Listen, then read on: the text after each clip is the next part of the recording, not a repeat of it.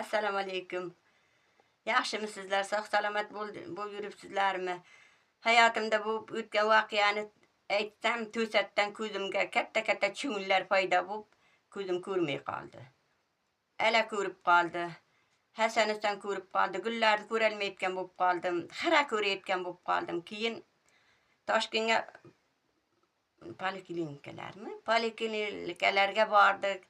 3 tasini birdan rasmlarga tushirib berdi. Ko'zingiz orqasida shilliq pardasi yirtilgan, birida 6 millimetr santimetr, birida 5 millimetr santimetr deydim. Ishqib shunday yirtiq ekan.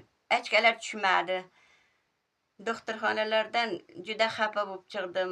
5 yillar ko'ratda, 5 yildan keyin ko'rmay qoladi degan gaplarni gapirdi. Keldim, yig'lab, siqtab xafa bo'lib Toshkentga qizimnikiga.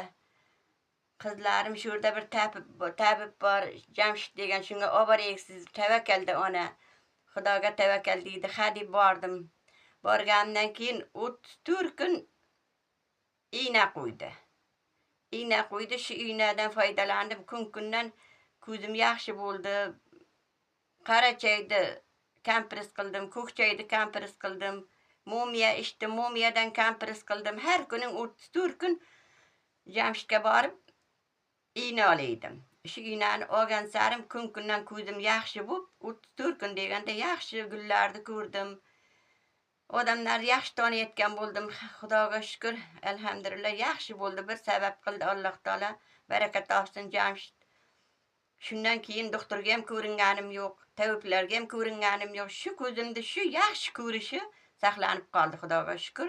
Ko'rib yuribman, hamma joyga o'zim qidirib kelaman, o'zim yuraman, o'zim boraman, o'xshamam, kunduzi ham. Ko'zimda shu yaxshi ko'rishi saqlanib qoldi, alhamdulillah. Baraka topsin, ko'p yashasin Jamshid, umriga umr qo'shsin, balalarning huzurini ko'rsin. Xudoyim bir sabab qildi, alhamdulillah yaxshiman. Igna ol narsalarim, ignani ixlos bilan olsangiz, hamma narsani ixlosi bilan Alloh taolo berar ekan, berdi menga, Xudoga shukr. Men Jamshid Toshkentda, men Samarqanddaman.